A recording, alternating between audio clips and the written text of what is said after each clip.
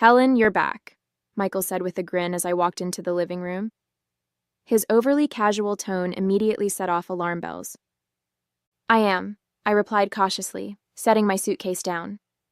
Something about his smug expression didn't sit right with me. What's with the smile?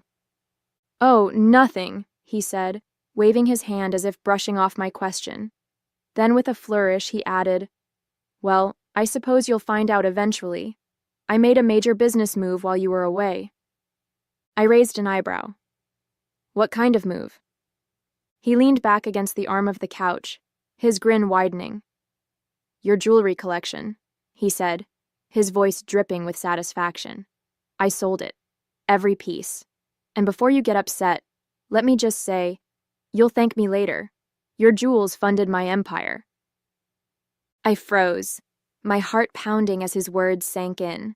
My jewelry collection, the pieces I'd spent years curating, some handed down from my mother and grandmother, others purchased with my own hard-earned money. Gone. What did you just say? I asked, my voice low and trembling. Michael laughed, clearly misreading my tone. I said I sold it, Helen. Do you know how much those diamonds were worth? Enough to jumpstart a venture that's going to put us on the map. It's brilliant, really. You should be proud. Proud? My hands clenched into fists as anger surged through me. You had no right, Michael. That was my jewelry. Do you even realize what you've done? He rolled his eyes. Oh, come on, it's not like you wore half of it. It was just sitting there collecting dust. This way, it's actually doing something useful. My name is Helen, and if there's one thing I've learned in my marriage to Michael, it's that his ambition always comes first. When we met, I admired his drive. He had big dreams, and I believed in them. But over the years, I started to see the cracks. How his charm masked a tendency to bulldoze anyone who got in his way. Still, I never thought he'd stoop this low.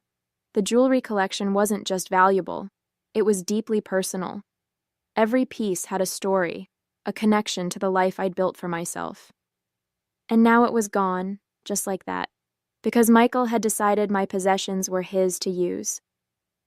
But what Michael didn't know, what made his smug grin so infuriating, was that I wasn't as careless as he thought. A few months ago, after hearing about a string of local burglaries, I'd taken precautions. My most valuable pieces had discreet tracking devices embedded in their clasps. I forced myself to stay calm, hiding the storm of emotions brewing inside me. Michael thought he'd won, but the game had only just begun. That night, I sat in my bedroom, staring at the open drawer where my jewelry box used to be. The empty space felt like a void, a physical reminder of what Michael had stolen from me. The anger bubbling inside me was almost too much to contain. He hadn't just sold jewelry, he'd taken pieces of my history, things I could never replace. The sapphire ring my grandmother had given me on her 80th birthday. The diamond bracelet my mom wore on her wedding day. Even the gold pendant I'd bought for myself after landing my first big job. Every piece meant something, and Michael had tossed them away like they were nothing more than a stepping stone for his empire. My fingers hovered over my phone. I wanted to call him out right then and there, scream at him, demand answers. But I knew better than to confront him when I was this angry. Instead, I opened the tracking app I'd installed months ago. The screen lit up with a map, little red dots scattered across the city. My breath caught as I realized they were still active. My necklace was at a jewelry consignment store downtown. The bracelet? It had already moved to a warehouse in the industrial district. The app even showed timestamps, tracking the journey of my belongings as they changed hands. A grim sense of satisfaction replaced my anger. Michael might think he'd pulled one over on me, but I had something he didn't. Evidence. If the tracking data was accurate, I could not only find out where my pieces were, but also prove that Michael had stolen them. I picked up my phone and called Megan, my best friend and the one person I could always count on. Megan, I said as soon as she answered, you're not going to believe what Michael did. What now? She asked, already exasperated. I explained everything, the sale, his smug attitude, the tracking devices. By the time I finished, she was as furious as I was.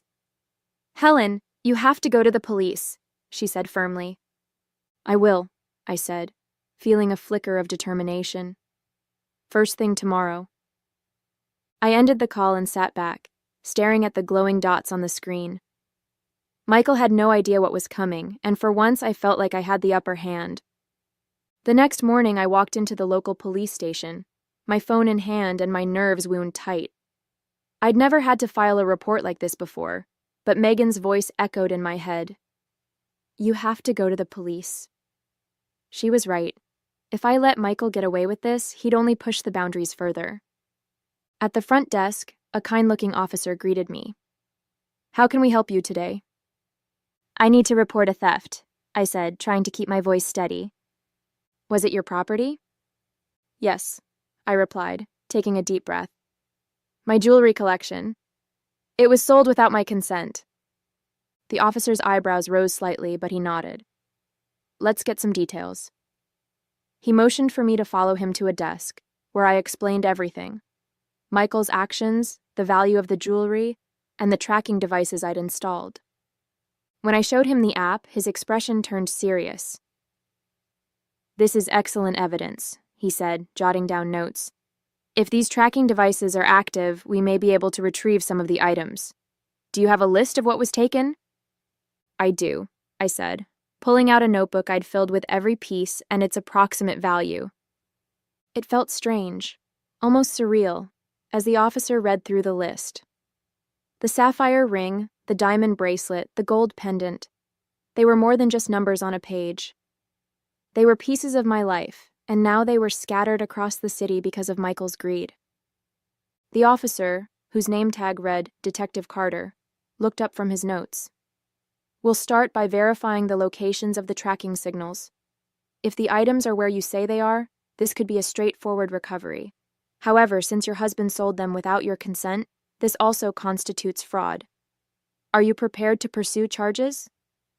I hesitated, the weight of his question pressing down on me. "Yes," I said finally.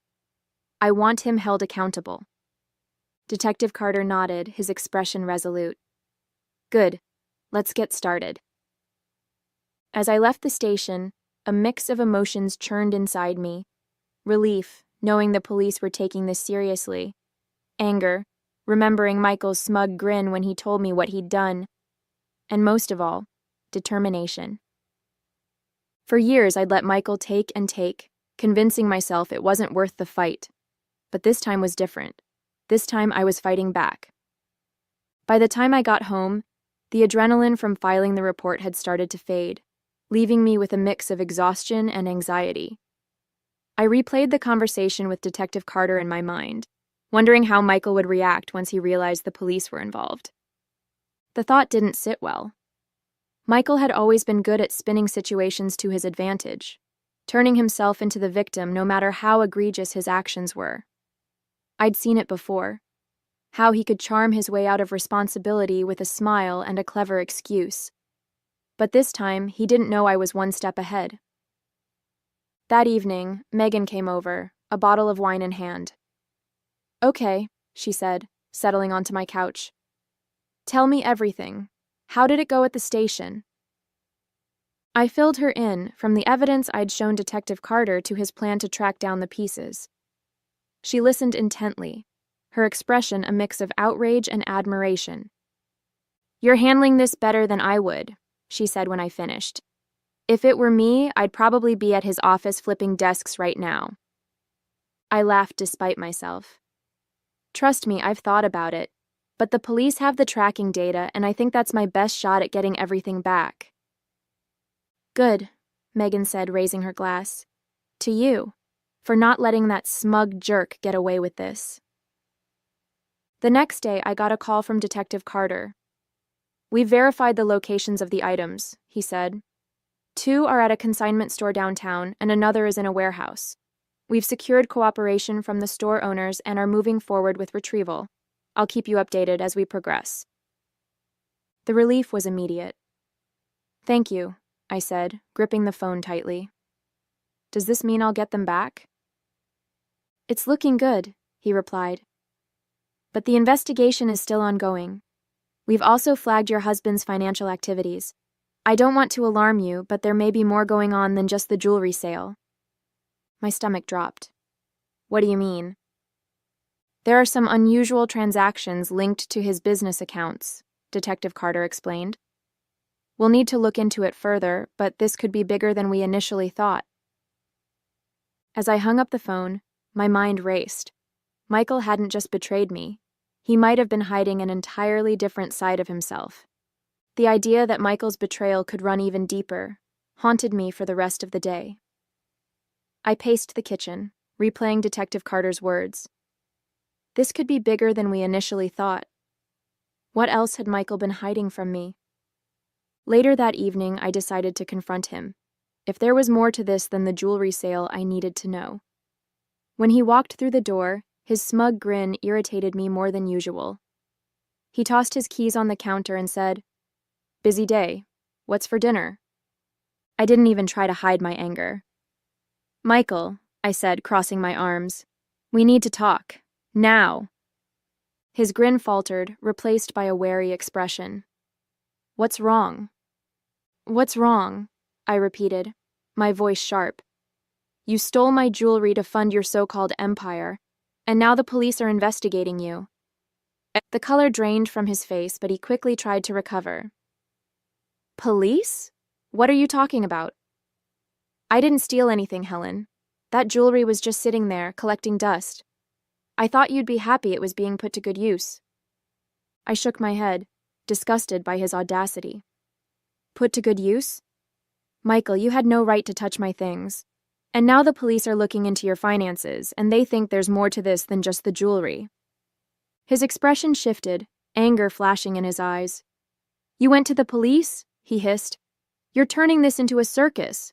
Why couldn't you just talk to me like an adult?" "Because talking to you doesn't work," I shot back. "You always find a way to twist things or talk yourself out of trouble. This time, there's evidence, and you can't charm your way out of it." Michael stared at me, his jaw tightening. "You've made a huge mistake, Helen. If you think you can tear me down like this, you've got another thing coming." I didn't flinch. "No, Michael. The only mistake I made was trusting you, but that ends now." The silence between us was heavy as he glared at me, his confidence cracking. For once, he didn't have a snappy comeback or a smug excuse. He simply stormed out of the kitchen, slamming the door behind him. I stood there for a long time, my heart pounding. This wasn't just about reclaiming what was mine anymore. This was about standing up for myself, for everything I'd let Michael take from me over the years. And I wasn't backing down. The next day, I received another call from Detective Carter. His tone was steady, but there was a weight to his words. "Mrs. Parker, we've recovered 3 of the items so far, including the diamond bracelet and sapphire ring. The rest are being traced to other locations, but we've hit an unexpected development." "What kind of development?" I asked, gripping the phone tightly. "We've uncovered financial transactions linked to your husband's business that suggest fraudulent activity. Some of these funds appear to overlap with the sale of your jewelry, but others involve external accounts that raise red flags. We're expanding the investigation." I sat down, the weight of his words pressing on my chest. Michael wasn't just selfish. He was reckless. "What does this mean for me?" I asked cautiously. "For now, you're not implicated," Detective Carter reassured me. "But it's important that you remain cooperative and provide any additional information we request. Your husband's actions could have serious legal consequences." I hung up and stared at the phone in disbelief. What had Michael gotten himself into? Selling my jewelry was bad enough, but fraud? I felt like I was living with a stranger, someone I no longer recognized. That evening, I called Megan. "The police think Michael's involved in something bigger," I said, pacing the living room. "They're looking into his business accounts." Megan didn't sound surprised. "Honestly, Helen, I'm not shocked. The way he carries himself, like the rules don't apply to him, it was only a matter of time before it caught up with him." "But how could I not have seen this?" I asked, my voice breaking. "I married him, trusted him, and now everything feels like a lie." Megan's tone softened. You couldn't have known, Helen. He's good at hiding things, at manipulating people. But this isn't your fault. You're doing the right thing by standing up for yourself." Her words gave me some comfort, but the anger and betrayal still churned inside me. Later that night, Michael came home. His usual confidence was gone, replaced by an air of frustration and barely contained rage. "I know what you've been doing," he said, his voice low and venomous. "The police, the bank. Do you have any idea what kind of damage you've caused?" "I didn't cause this, Michael," I said, meeting his glare. "You did. And now you're finally facing the consequences." He laughed bitterly. "You think you've won? This isn't over, Helen." "You're right," I said calmly. "It's not over. But it's out of your hands now." For the first time, I saw fear flicker in his eyes. The following morning, I received another call from Detective Carter. "Mrs. Parker," he began, his tone steady but serious. "We've recovered several more items from your jewelry collection. They were traced to a private auction house downtown." Relief washed over me. "Does that mean I'll get them back soon?" I asked, my voice trembling with a mix of hope and exhaustion. "Yes," Detective Carter confirmed. "We're working through the legal process to return the recovered items to you. But there's another development. The financial records tied to your husband's business show evidence of tax evasion and embezzlement. It's a growing case." Hearing those words didn't surprise me anymore. By this point, I'd come to accept that Michael wasn't just careless, he was deeply unethical. I thanked Detective Carter and hung up, my resolve hardening. I couldn't let Michael's actions drag me down any further. That afternoon, I took the first tangible step toward reclaiming my independence. I contacted a lawyer Megan had recommended, someone who specialized in both family law and financial recovery. Sitting in her office, I explained everything, from the theft of my jewelry to the unfolding police investigation. "This is a mess," she said, flipping through her notes. "But the good news is, you've already done a lot to protect yourself by going to the authorities. We can file for a formal separation and begin securing your personal assets." Hearing those words was both terrifying and empowering. I'd never imagined I'd be sitting in a lawyer's office, planning to disentangle my life from my husband's. But after everything Michael had done, I knew it was the only way forward. "What about his business?" I asked. "Could this affect me financially?" "Potentially," she replied. "That's why it's important to establish clear boundaries now. If his business is under investigation, we need to ensure your finances are protected." Later that evening, as I reviewed the paperwork the lawyer had given me, Megan called to check in. "How are you holding up?" she asked. "I'm okay," I said, surprising even myself with the honesty of the statement. "For the first time in weeks, I feel like I'm in control. It's not easy, but I know I'm doing the right thing." "You are," Megan said firmly. "And you're stronger than you realize, Helen. Don't forget that." As I hung up, I glanced at the stack of documents on the table. The road ahead wasn't going to be easy, but for the first time, I felt ready to face it. 2 days later, I met Detective Carter at the station to review the progress of the investigation. "Mrs. Parker," he said, gesturing for me to sit across from him, "we've traced almost all of your jewelry and confirmed it was sold through high-value channels. The auction house and consignment stores involved have provided full cooperation." "That's a relief," I said, feeling a small weight lift off my shoulders. "And Michael? What's happening with him?" Detective Carter leaned forward, folding his hands on the desk. "The evidence against him is significant. Between the unauthorized sale of your jewelry and the fraud tied to his business accounts, the DA is preparing charges. He's not going to walk away from this." Hearing those words filled me with a mix of satisfaction and sadness. Michael's actions had hurt me deeply, but knowing he would face consequences was a step toward justice. That evening, Michael came home late. I was sitting in the living room, surrounded by legal documents and paperwork from the bank. He stopped in the doorway, his face hard and defensive. "What is all this?" he asked, nodding toward the papers. "Divorce filings," I said evenly, not looking up from the page I was reviewing. His eyes widened, and for a moment I saw genuine shock on his face.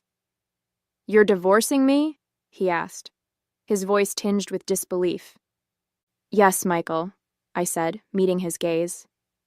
This is the end. I won't let you drag me down with you any further. He scoffed, running a hand through his hair. You think you're going to come out of this unscathed? I built everything for us, Helen. Everything I've done was for this family. I laughed bitterly. You didn't do it for us. You did it for yourself. You stole from me, lied to me, and left me to clean up your messes. This family? It was always just about you. He stared at me, his confidence slipping away with each word. You don't mean this? He said finally. You can't mean this. I do, I said firmly, and you'll see just how serious I am when you're served. For the first time since this ordeal began, Michael was speechless. He turned and stormed out of the room, slamming the door behind him. I exhaled deeply, the sound of the door echoing in my ears. This wasn't just the end of my marriage, it was the beginning of reclaiming my life. The next morning, I got a call from my lawyer. Helen, the papers have been filed. Michael will be served later today, she said, her tone professional but empathetic. I let out a breath I didn't realize I was holding. Thank you, I said softly. Helen, I know this is a tough process, she added. But you've handled this with strength and clarity. Keep focusing on your next steps. We're in your corner. After the call, I sat at the kitchen table with my coffee, staring out the window. For weeks, my life had felt like a whirlwind of betrayal, anger, and frustration. But now, for the first time, there was a sense of clarity. The pieces of my jewelry were being recovered, the police investigation was progressing, and the divorce filings marked a definitive break from the chaos Michael had brought into my life. That afternoon, Detective Carter called with more updates. Mrs. Parker, I wanted to let you know that charges are being formally filed against your husband. Between the unauthorized sale of your property and the financial fraud linked to his business accounts, he's facing multiple counts. I felt a wave of relief wash over me. Does this mean I'll be able to recover everything he sold? It's likely, Detective Carter replied. The evidence is strong, and the cooperating parties have agreed to release the items back to you as soon as the case progresses. But more importantly, the justice system is holding him accountable. Thank you, I said, my voice steady. When I hung up, I realized something profound. I wasn't angry anymore. I wasn't consumed by the betrayal or the need to make Michael pay. I was simply ready to move on. That evening, I met Megan for dinner. She raised her glass with a grin. To Helen, she said, the woman who didn't just survive, she thrived. I laughed, clinking my glass against hers. I don't know if I'd call it thriving just yet, but I'll take it. Megan leaned in, her expression serious. You're stronger than you think, Helen. You took control when it mattered most. Don't forget that. Her words stayed with me as I drove home that night. For years, I'd let Michael's ambition overshadow my own sense of self-worth. But now, as I looked ahead, I saw nothing but possibilities. A week later, I received a call from Detective Carter. Mrs. Parker, he said, his tone lighter than before. I wanted to let you know we've recovered all but one piece of your jewelry. The remaining item is still being traced, but the majority of your collection is ready for you to reclaim. Hearing those words felt like the final piece of a heavy burden being lifted off my shoulders. Thank you, Detective, I said, relief evident in my voice. I can't tell you how much this means to me. We're just doing our job, he replied. But if I may say, you've handled the situation with remarkable strength. Not everyone takes the steps you did. After the call, I made my way to the precinct to collect the recovered items. As I held the sapphire ring my grandmother had given me and the diamond bracelet from my mother, I felt a deep sense of closure. These weren't just pieces of jewelry. They were symbols of the life I'd worked so hard to preserve, now returned to me. The day Michael was formally charged, I received a curt message from him. You really had to drag this out, didn't you? I hope you're happy now. I didn't respond. There was no point. Michael had made his choices, and now he was facing the consequences.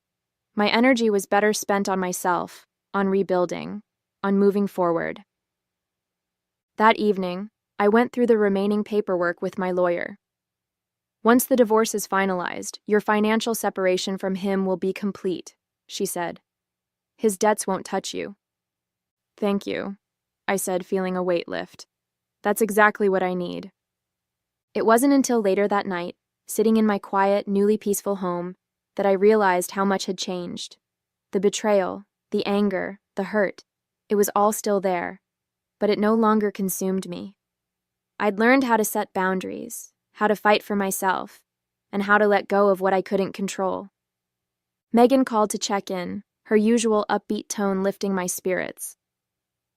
So, what's next for Helen Parker? She asked. Honestly, I said, smiling for the first time in what felt like forever. Anything I want. As I hung up, I looked around my home. Not just a house, but my space, reclaimed and safe. For the first time in years, I felt like I could truly breathe. Michael's actions had tested me in ways I never expected, but I'd come out stronger. And now my future was finally mine to define.